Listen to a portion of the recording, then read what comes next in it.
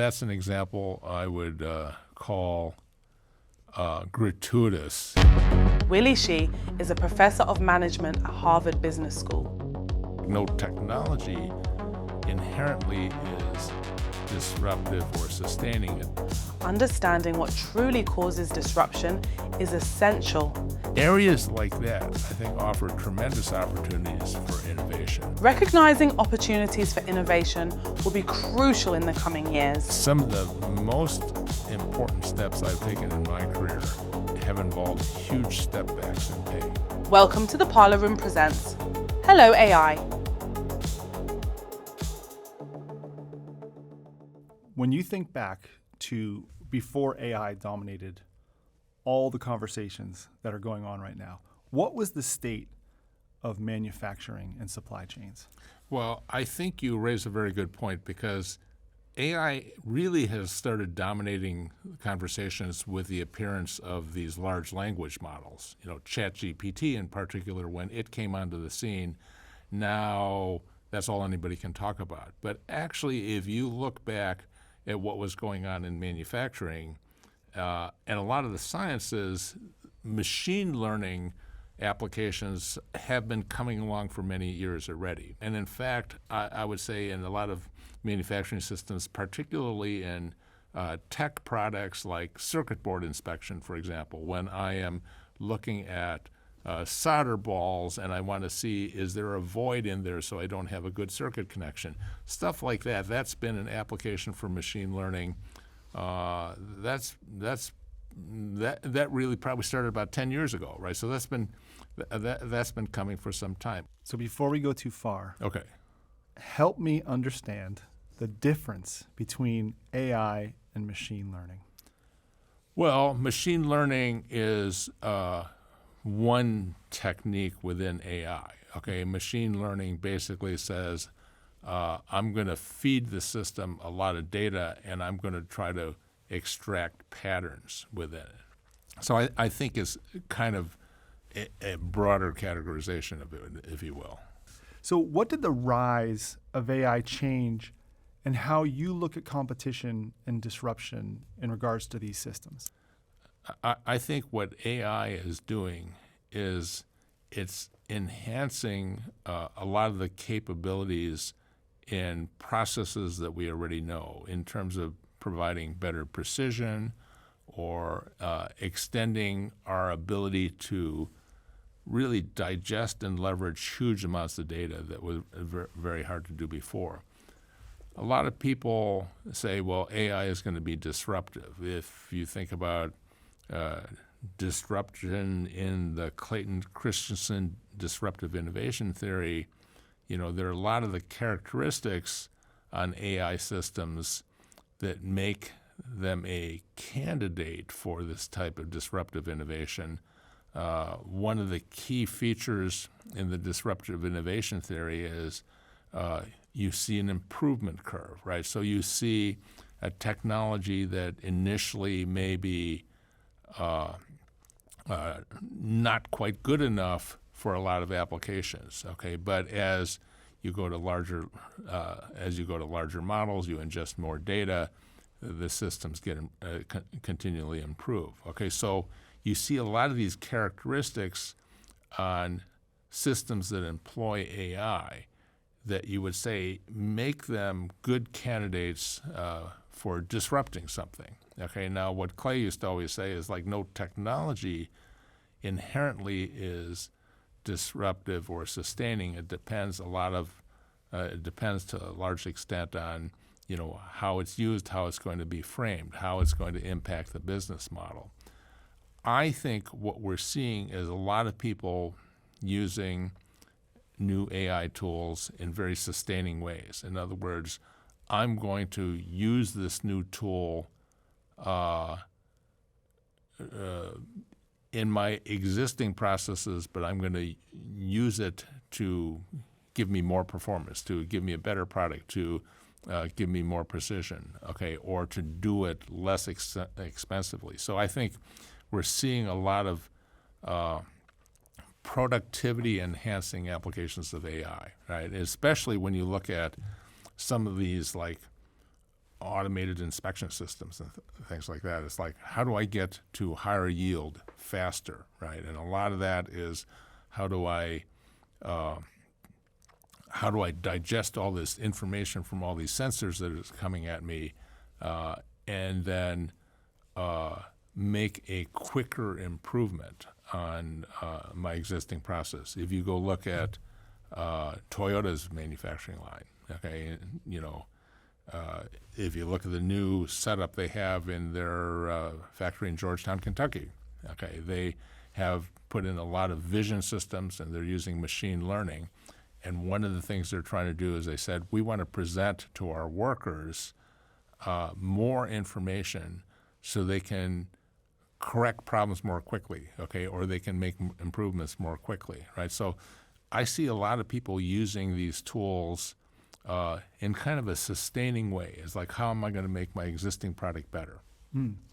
Now, when I talk to you a lot about disruption. And that word, we're using it a lot so far. So Yeah. it might be good to frame up the true HBS definition of disruption, because that word's used in lots of different ways that might not be accurate to how we're using it. Right. And I always tell people, do you mean the Clayton Christensen definition of disruptive innovation, or do you mean disruption as in causing chaos everywhere? Right. Now, the Clayton Christensen model of disruptive innovation really looks at the problem of when I have a new technology or capability that initially may not be so good, okay, but it's only good enough for kind of the low end of the market, right? And so but it's cheaper, right? So it's less expensive. It has maybe limited capabilities. It's going to serve the low end of the market, okay? But then this technology or capability improves over time, so it can serve progressively more and more of the market. And in the Christensen model of disruptive innovation, what happens is incumbents who will look at this technology initially and they say it's not good enough, their business model is built around serving their best customers on the high end, right? So they'll have a tendency to neglect that technology because their business model motivates them to make sustaining improvements to better serve their existing customers and ignore this kind of low-end technology that might initially be not good enough. And so they usually leave that to new entrants who will then take that technology or capability and improve it over time so that they can serve a larger and larger part of the market, okay? And by the time incumbents see it, it's too late, okay? So that's what we mean by Clay Christensen's disruptive innovation, okay? The way a lot of people use disruption nowadays as more, this is kind of a turning point where a new technology becomes available, okay, and it kind of changes how we do things, okay? As Clay said, innovations aren't inherently sustaining or disruptive. It depends how you frame them, okay? Maybe it's because a lot more people understand the disruptive innovation model now, but I see a lot of people saying, this new technology brings me a capability which I can apply in a sustaining way, right? I can use this to make my existing products and services better, okay, or I can deliver them less expensively. Now, there are also cases where we will see AI assistants displacing humans, okay, and there's a very strong tendency here to say, well, that's disrupting human beings. Well, in some sense, what you're saying is, I would argue what we're doing is we're going to use these new tools to improve human productivity. Okay, a good example of this would be, let's consider a law firm who is preparing for trial, and they have to go through discovery. And these days, especially with electronic documents, in the old days, I would hire a whole crew of paralegals who would go through millions of pages of documents looking for a few words here and there, or looking for an appropriate phrase. I've done that in my days. gone through like 6 million documents looking for it. These days, it's like that is a great application for machine learning, which I can now, feed millions of documents into my AI system and say, look for these types of phrases. Okay, that's again applying enormous processing capability to sifting through huge amounts of data. Now, will that reduce the number of paralegals that I need? Probably. Will it eliminate the need for me, the counsel, to review what I find and verify that? No, right? What it really does is it improves your productivity. Okay, now, is that disruptive, or is it, in some sense, it's a productivity enhancer? So, you could say you could say it's sustaining innovation. Okay. For the paralegal who got replaced, it was probably causing some amount of chaos in their life, right? But in some sense, it's really improving the productivity, improving the capabilities of the people. And whenever you improve productivity, that also means you need less people, right, to do the same level of work, unless you're going to do much more sophisticated, much more complicated work in the process. It's fascinating. Every time I talk about AI and every time I talk about the advancements, there's a moment where I start to feel kind of excited, like, oh yeah, that's great. And then when we start to talk about the part of how it affects people, I start to get like a little nauseous, and I start to feel badly for the paralegals out there that are potentially losing work to these machines. Well, but that's been the case since the beginning of the Industrial Revolution, right? People used to spin cotton by hand, or spin yarn by hand, and they used to weave things by hand. And then, along came automated equipment that did those things, right? And what ended up happening is cloth became much more widely available at a much more affordable price. Okay, did it require less people to produce more quantity? Absolutely. I would argue we're going to see the same thing here. I hope so, because there were other jobs for those people, and I hope we have more jobs for others. I think what it says is that it says a lot about kind of managing your career and managing what kinds of skills you need to have. Another area where I think we've seen a huge amount of activity just in the last couple of months has been in coding, writing computer code, right? And one of the systems, Claude from Anthropic, and a number of other systems have really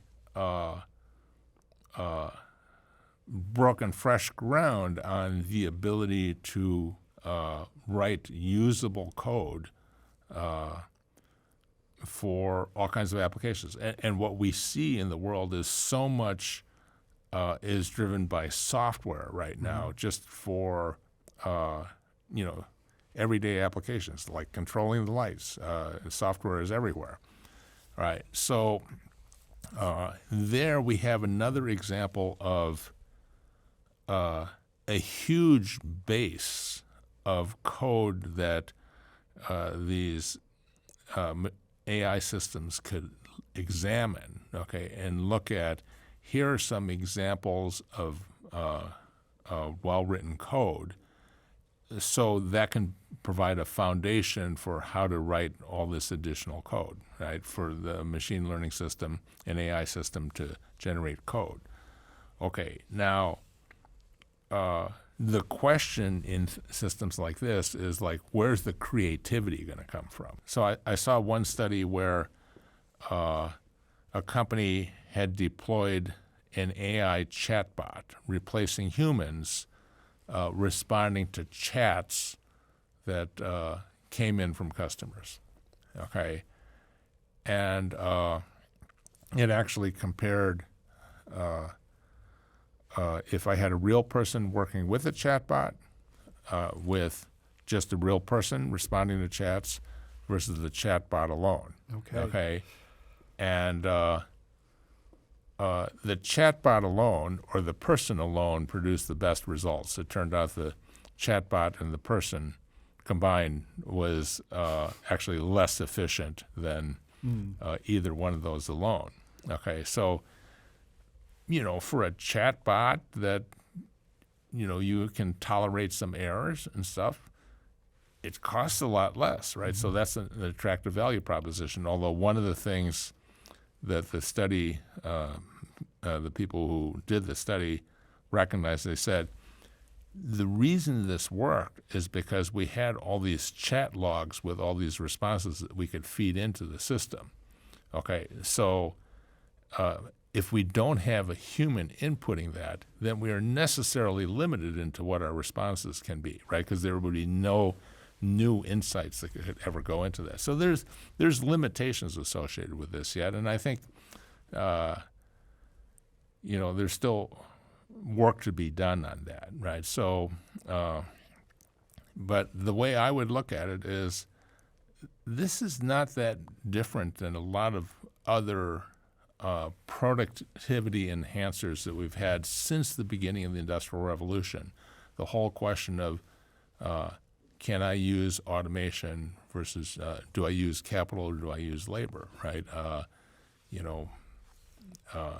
And we've seen a lot of automation replacing a lot of manual tasks, which I think the world is better off for. So, for example, if you look at automotive vehicle assembly, okay, just about every modern auto plant these days uses robots for the so-called body in white part. Okay, the body in white part is when I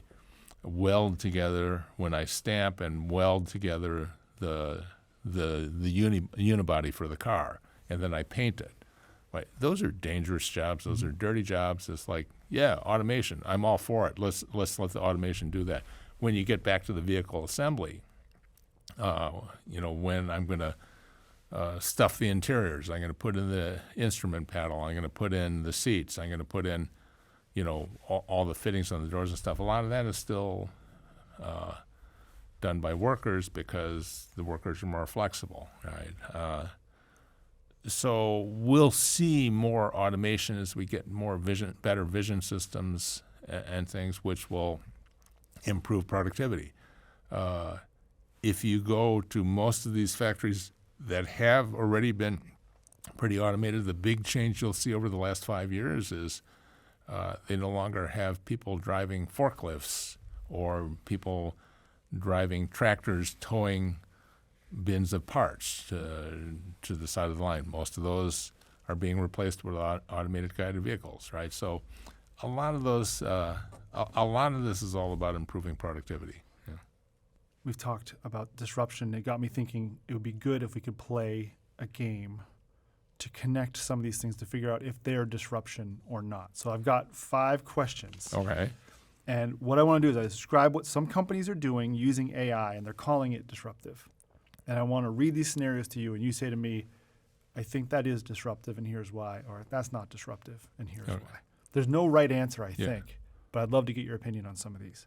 So a company uses AI to automate internal work so it can sell the same product cheaper to the same customers. See, I think that would be well in the definition of using it as a sustaining innovation, right? I'm going to take this new way of doing things and I'm going to make myself more productive, right? Sustaining innovation. Perfect. Scenario number 2. A company uses AI to offer a simpler product to people who could not use or afford it before. That has the potential for being a low-end disruption. Okay. Now, one of the things that I think is new news there is that Clay's model of disruptive innovation is out there now, right? So the real question you have to ask is, are incumbents motivated to flee? Or are they going to look at this kind of low-end, not good enough application and it's like, that's going to eat my lunch if I don't pay attention. Yeah. Right? I think these days more people are going to say, that is potentially disruptive. I need to pay attention. Oh, and okay. So let me try something with you and see if I'm getting this Okay. right. So I remember working with Clay Yeah. and talking about low-end disruption of the Honda Super Cub in relation to Harley-Davidson motorcycles. So Harley-Davidson motorcycles, and maybe he was talking about some other high-end motorcycles as well, they were going pretty high up, serving Yeah. a big need. And then Honda basically took a bike and put an engine on it, and that was a low-end disruptor because it was cheaper Yeah. and it didn't have all the bells and whistles. Are you saying now that because of this, because of AI, that it's easier for someone like Harley Davidson to go back down and make a competitor for the Super Cub? I'm not quite saying that. Okay. What I'm saying is these days Harley is going to say, I got to think about whether this is a threat to me, right? Okay. Now, the Super Cub is this cheap bike, and it's not good for road touring, right? It's good for maybe riding around town. I think if you look at, I think Clay's view of what Honda did, right? It's like they had a line of motorcycles, right? And they had the Super Cub got them a foothold in the market, but then they also produced better, larger bikes as well. Once they got a foothold in the market, they were able to sell some of their larger bikes, and really, the thing that was innovative for them was also opening up different distribution channels, Yeah. right? Not the traditional dealers, okay? And so that was more a distribution problem. I think. These days, a Harley would be perhaps more conscious of, what could these guys do. Now, to look at the Harley example, okay, the one they didn't pay attention to were the Chinese motorcycle makers, right? The Chinese motorcycle makers started out counterfeiting Japanese parts, okay, but they got better and they've put a lot of innovation into their bikes, okay, and they have put a lot of tech into their motorcycles as well, okay, so they started out as, again, the big road bikes competing with the Harley that were cheaper, okay, and not as good, but they have improved dramatically. I think these days, if you look in the motorcycle sector, who are the competitors that you have to watch out for? They're the Chinese-made ones. Ready for scenario 3? Sure. All right. Scenario 3, a company uses AI to strip features and automate support to serve the least demanding customers profitably. Well, if they're taking features out, that means they're making an inferior product. One of the things that I think is very interesting when you have software features, right? I always viewed this trend of replacing hardware function by software as a huge driver of disruptive threats. Let me give you an example of replacing hardware functionality with software. Okay.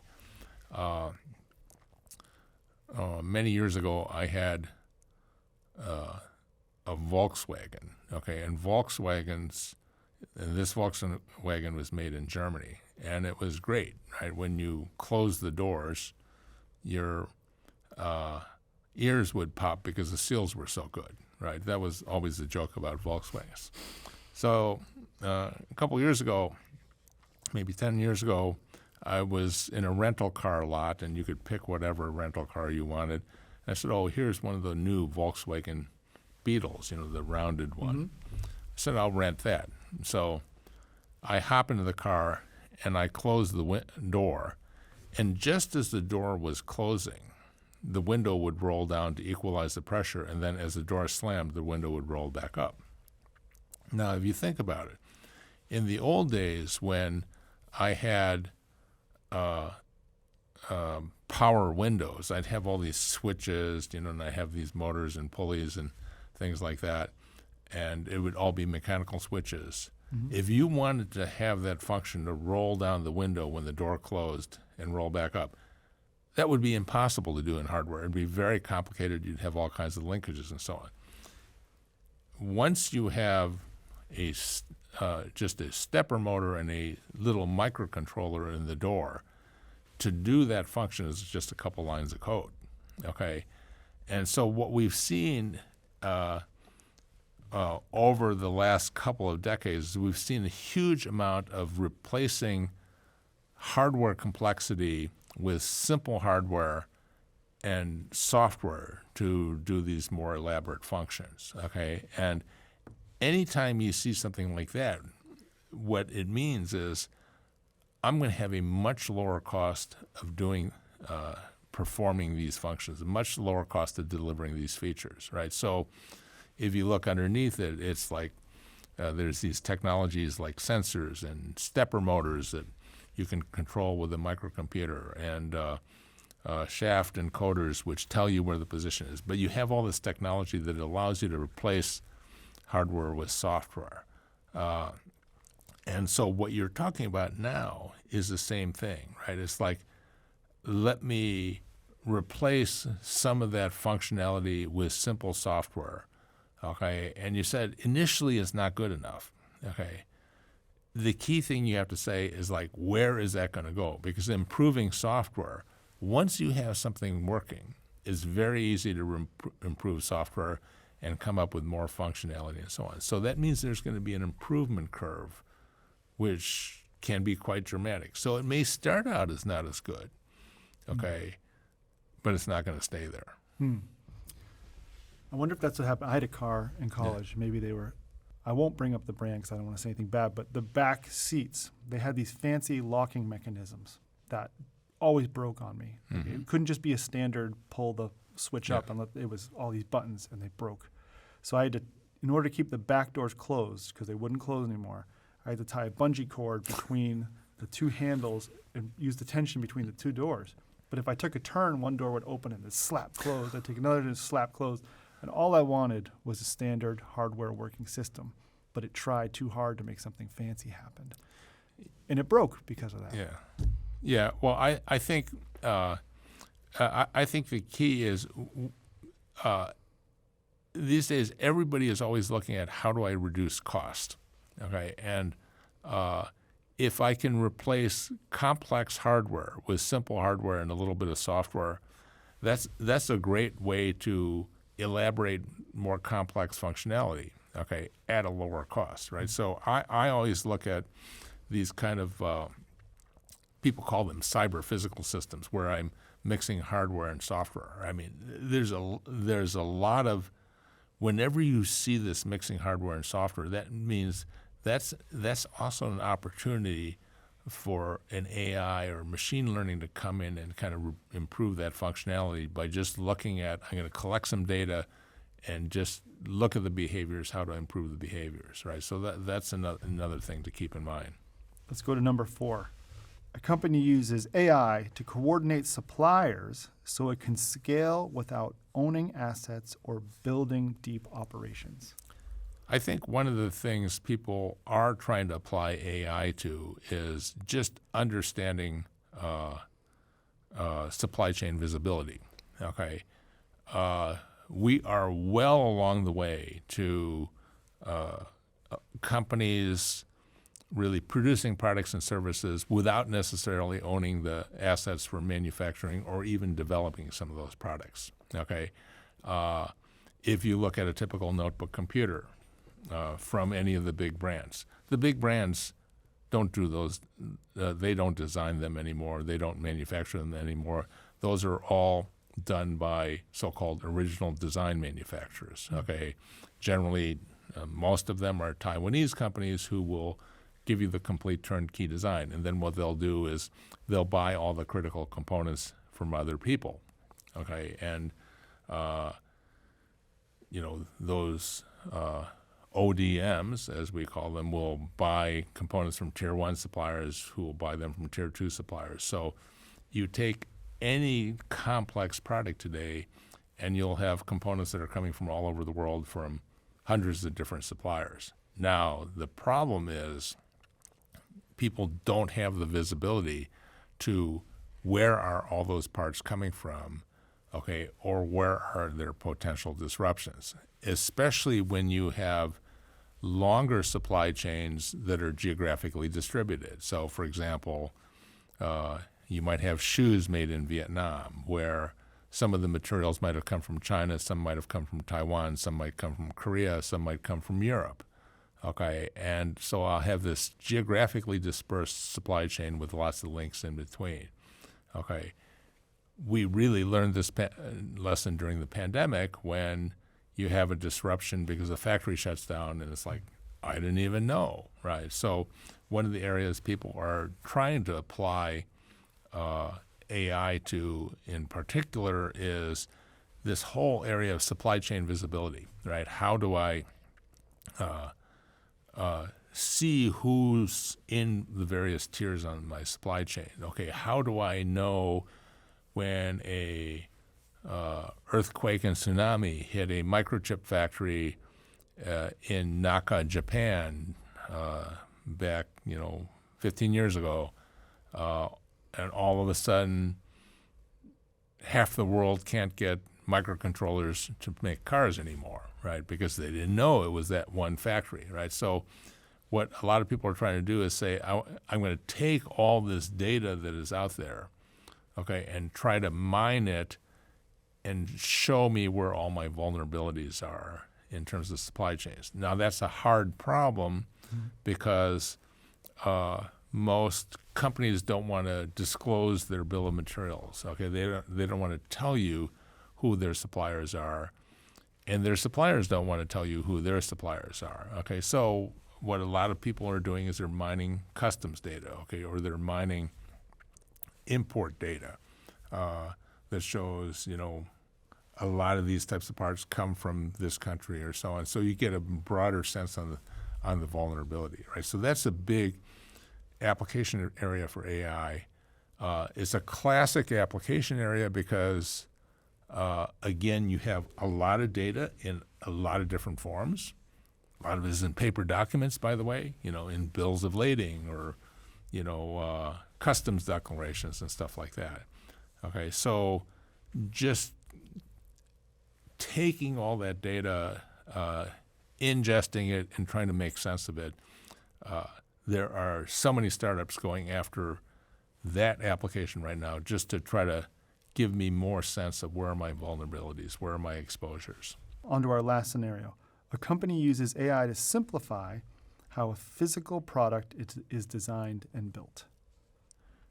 A great example of that is building software code, okay, where a lot of people are now saying, for a lot of these simple things, let me have the AI build the code, right? Because to the extent that the software is a black box, right, where I can define what the inputs to it are and what the outputs to it are, this is actually a great application for that, right? And so that's going to change a lot of things, right? Because on the one hand, it should dramatically improve the productivity of people who are writing the code and designing those products like that. It potentially can also open up the field to people who didn't have a lot of those capabilities before, okay? Just in terms of making simple blocks of code available at a much lower cost, right? That should enhance the number of functions and features that we get delivered in software, right? Because it's going to make it easier to do. Great. That concludes our little questions there. But I do have a question that came from that. With the tailwind of AI going on right now, are there industries that you think are more like ripe for disruption? So I think we're seeing a huge investment wave in AI right now, especially in the United States, right? We're seeing massive investments in data centers and scaling data centers, and a couple of things to think about here. Okay, the first one is, do the people who are leading the charge on these large language models have a business model that allows them to earn a return on some of these massive investments they're making? Okay, and I'll put that out there at the same time I look at how some Chinese companies like DeepSeek have come up with a less expensive approach that is less resource intensive, that is almost as good. Okay, are they going to improve? I think so. In fact, I'd say you bet they're going to improve. Okay, are they lower cost? Yes. Okay, now a lot of what motivated them was access to technology, that they were restricted and they couldn't get access to the most advanced technology. So they had to make do with something that was not as good, okay, and lower cost. But it's improving, right? And they've applied a lot of creativity to their approach, right? So I think there's going to be a lot of interesting things to watch there. Another thing that is going in parallel with that is kind of the open source movement on large language models, right? And we see, for example, Meta platforms is, advocating open source. And a lot of people say, well, it's not good enough right now. It's not as good. Okay, but, if you're trained in thinking about disruption, you are always looking at what's the improvement curve and at what point does it get to serve a larger and larger part of the market, right? So I think there are a lot of very interesting currents in the market today, which we should really be paying close attention to. It's going to be a very interesting time. Now, the groups that are at the higher end, Yeah. are they there not looking around because they're overconfident? I think what they're doing is they're chasing after the high end of the market, right? They're chasing after artificial general intelligence. Okay, they want to be able to deliver systems that really have a range of capabilities where you can replace humans for a lot of stuff. Okay, not all the applications in the marketplace need that yet. Yeah. Okay. In fact, what is striking to me in terms of, what Google did with DeepMind and this AlphaFold program, which looked at protein folding, right? It's like they got it so it's good enough. Okay, it's good enough, and that now there they really used physics-informed machine learning, right? It wasn't just pure machine learning. It was physics-informed machine learning, and brought in a new capability which I think will dramatically improve what drug researchers can do. Okay, but some of these enormous investments that are being made, okay, chasing after the high end of the market, there are a couple risks there. It's like people are starting to ask questions about the business model. How are you going to pay for this? It's not quite the same scaling curve that we saw in the broader general semiconductor market, where we would just get more performance every year, and that drove the improvement curve in so many of these Clay Christensen identified disruptions. Okay, in these large language models and this race for the artificial general intelligence, as you put in more complex queries, it's costing more to produce those as well. It's costing a lot of compute cycles. It's costing a lot of energy. Now, those costs are coming down, okay, but the question is, what kind of return are you going to earn on these gigantic investments that are being made? That's still an open question in my mind. That should be an exciting question. Exciting, not a scary question?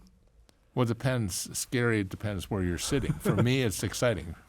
Probably for some of the investors, I would say it should be a little scary. Well, that brings me to a point. If you're running a group that's currently on the high end of things, what's a question you should be asking yourself right now as you consider AI? I would always be looking at, is there a cheaper way that is good enough, and what is the improvement curve, right? Because we tend to underrate the importance of the improvement curve. We tend to think processes don't continue to improve over time, right? Especially if we're trained at a particular point, we kind of get frozen and here's what the capabilities are. I look at so many areas, right? And going back to the Clay Christensen example, the steel mini mills, even today, right, if you look at the last 40 or 50 years, that there's an improvement curve in steel manufacturing technology. Right? Even today, the latest machines are better than the ones that were produced 10 years ago, right, in terms of capabilities. People in production tools continue to innovate, right? So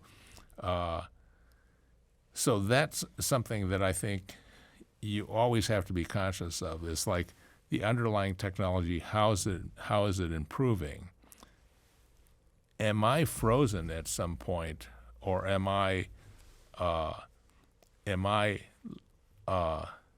locked out from investing in some of those new technologies because the stuff I have hasn't been paid for yet, right? Mm-hmm. That's how so many people got in trouble, in terms of Clay Christensen's disruption. Speaking of Clay, we've talked about him a lot.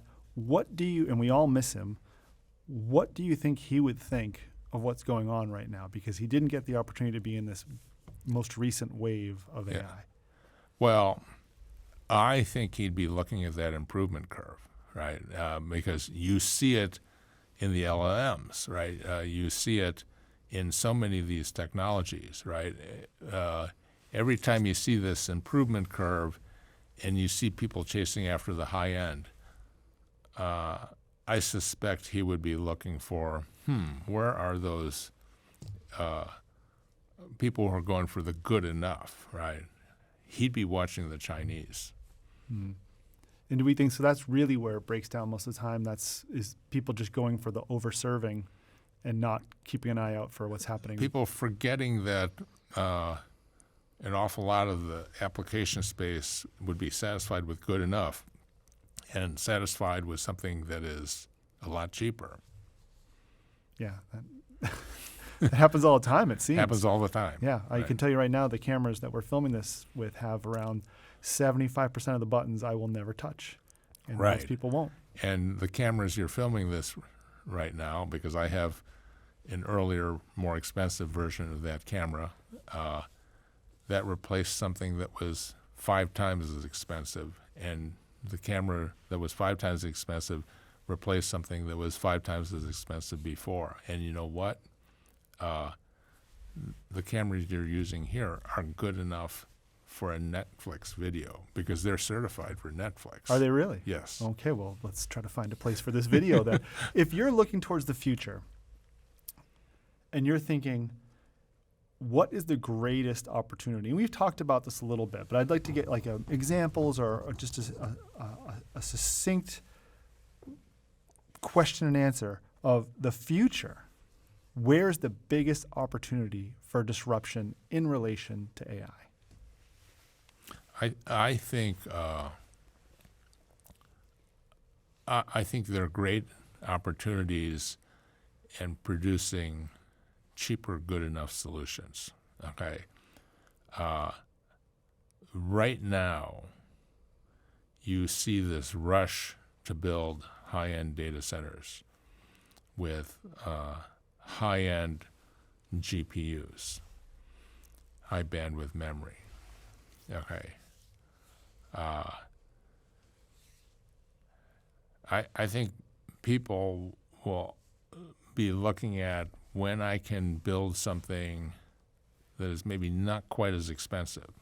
GPU technology was designed for computer games and animation, right? It wasn't designed for AI. It happened to be well suited for machine learning because it was massively parallel processing, right? I could have 256, 512 cores, and it was well suited to the structure of the problem. What you're seeing is people saying, well, maybe I don't need the full word length of those GPUs, right? Maybe instead of 64 bits or 32 bits, maybe I need less than that.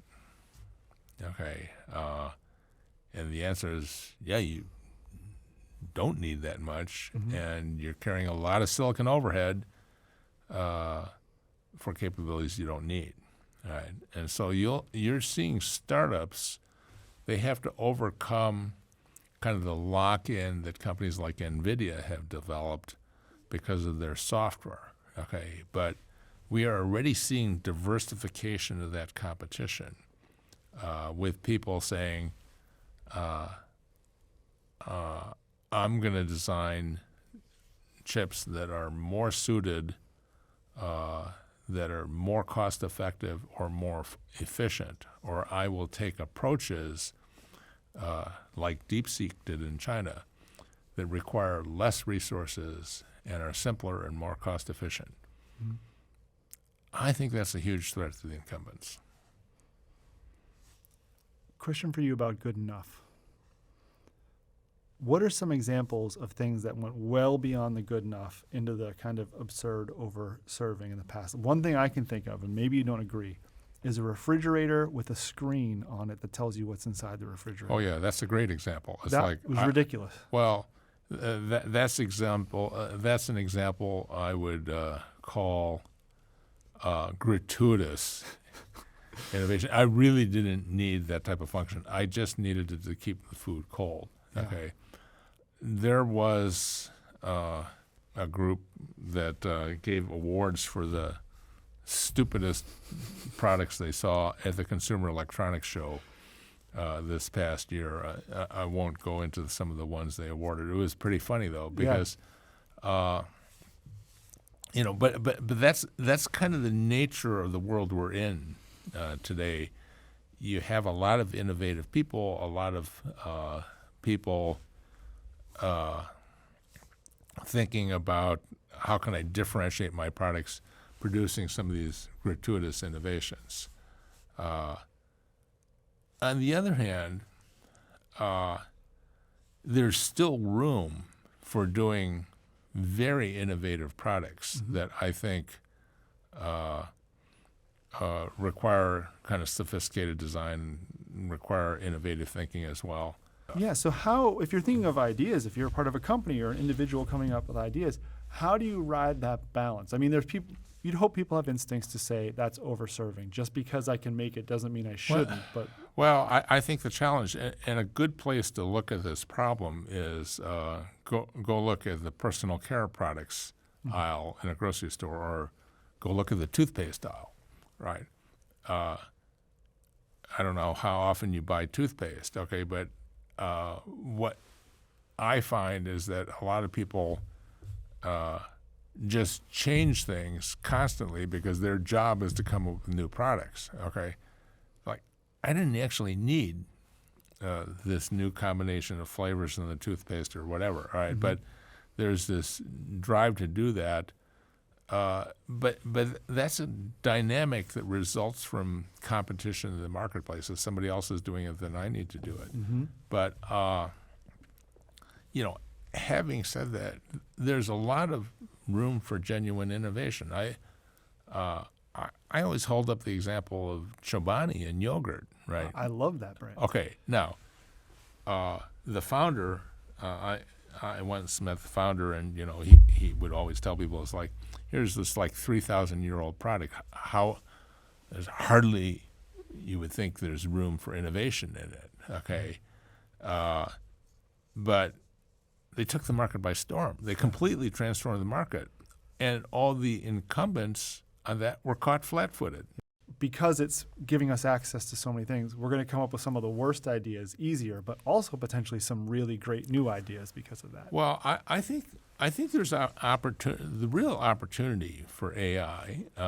What I'm really keen on is any type of problem where you collect a lot of data, okay? And we're collecting a lot of sensor data now, okay, and all kinds of data. And somewhere in the data lies insights, okay? And what AI will allow us to do is have better access to those insights than if we had to troll through all of that on our own, right? Because some of these problems are just too big, or they're too multidimensional, or we talk about multi-physics problems, right? Where there are different types of physical models that I have to deal with at the same time, and those are very hard to comprehend within a human mind. I don't care how smart you are. Okay, areas like that I think offer tremendous opportunities for innovation. Right, that's why I'm very keen on these AI systems that are physics informed. In other words, if I can put in some of the physical models into the weightings and train them so that they can recognize the importance of the physics, right? Things like weather prediction, people are doing that, protein folding, drug design, right? Chemical reaction kinetics, things like that. I think there's great possibilities for innovation there.